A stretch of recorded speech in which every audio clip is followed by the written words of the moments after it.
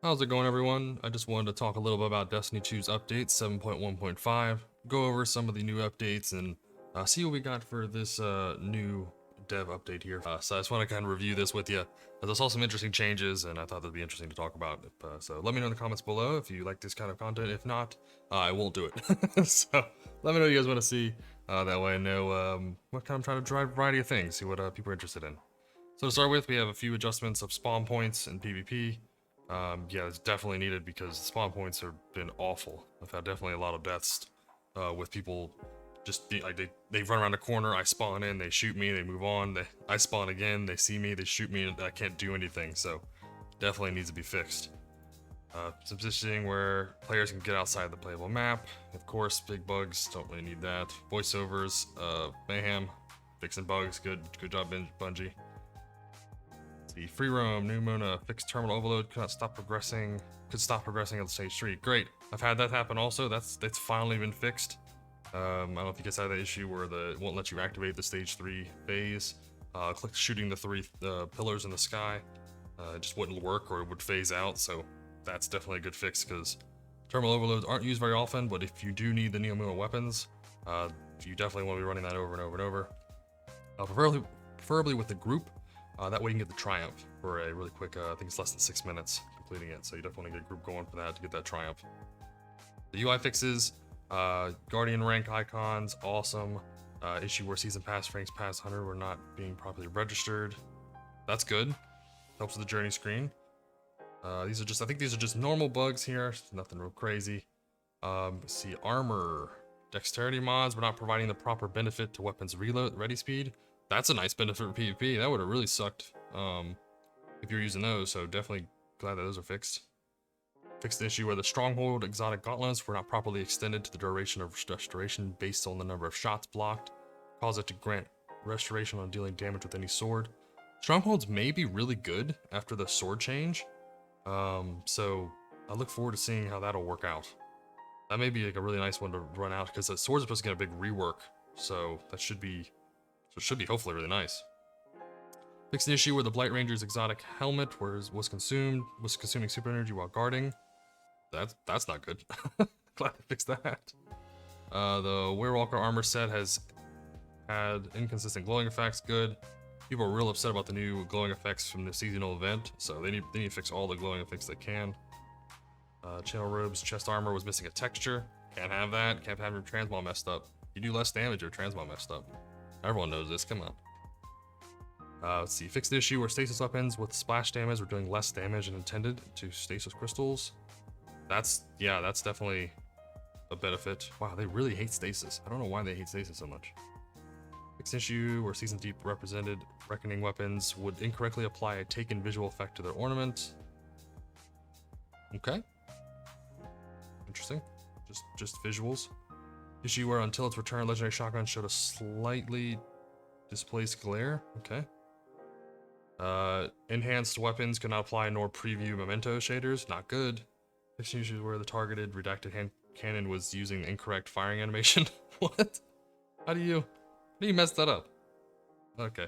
Well, now the fun stuff. So pulse rifles at 0 aim assist, reduce the auto aim angle by -10. This is going to be real nice. Pulse rifles aren't used super much anymore unless the artifact kind of pairs up with it. Same thing with bows. So I would see that these weapons would be nice if you really like a certain pulse rifle, then you could use it.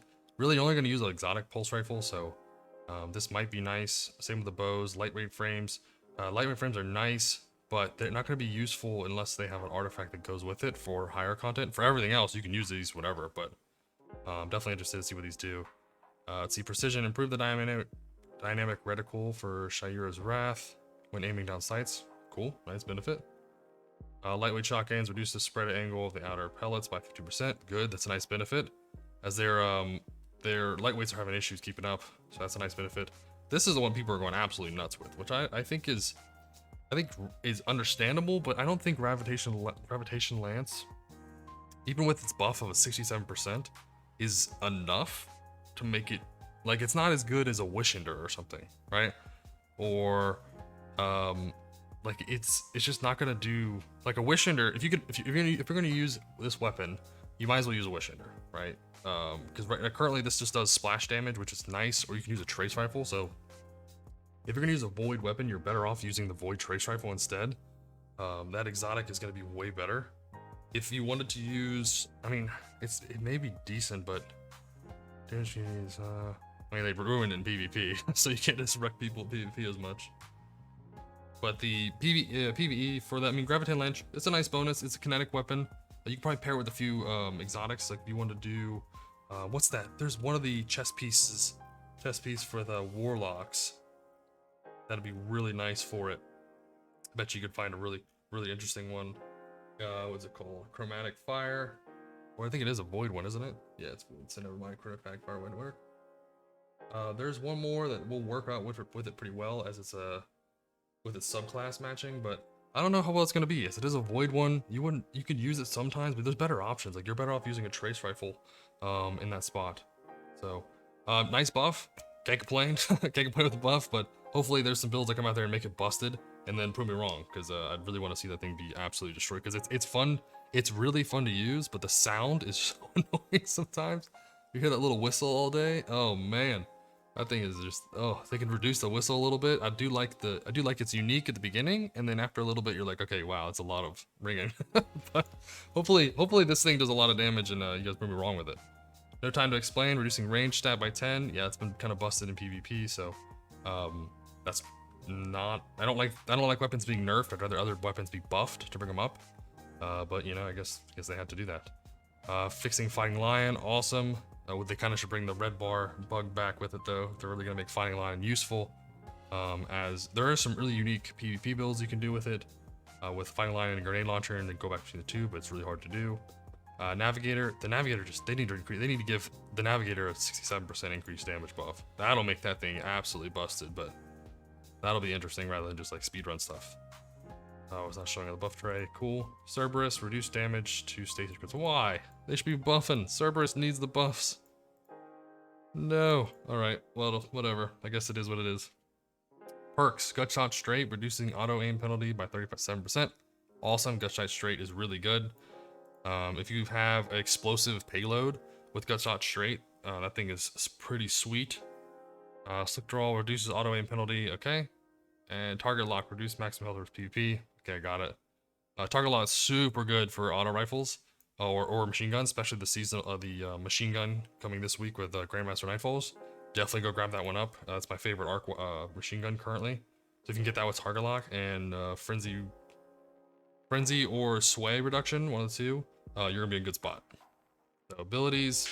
I think they nerfed a bunch of things. Stasis, Whisper of Rhyme, reduces maximum overshield amount by 100 to 50. Okay. Reduce overshield gain per shard by set 12.5 to set to 5. Okay. I guess they just don't like PvP use of stasis, which is okay. I understand. Stasis is more busted in PvP than Strand is. Strand's unique for like hunters get a unique one, but for warlocks it's kind of like meh, kind of useless. Reduced chain. Okay, so Whisper of Chains, reduced damage reduction in PvP by 15% to 5. Oh, okay. Guess that sucks for Strand. Or Stasis, sorry. Strand, let's see. Red Spectre, Fleshette Storm, and the Wanderer will now display unique icons in the kill feed in PvP. Cool. Issue where thread rings were colliding and detonating near Supremacy Crest. Okay. These are just normal, nothing crazy here. So bounties and pursuits, fix an issue where the standard fair bounty will not progress on kinetic weapon kills. Okay. Not good. I don't know why they had that. I don't know why it takes them so long to make these fixes. They should really have these fixes done really rapidly. They need to work on the speed of these things, but I guess it is what it is. Combatants, fix an issue where Tormentor's abilities are missing some visual effects. That sucks, because Tormentors, when I first saw Tormentor, this thing was scary. I think when the beginning mission of Nightfall, anything just grabs you, ooh, it freaked me out. General localization, create fix the mix match with audio and subtitles, okay.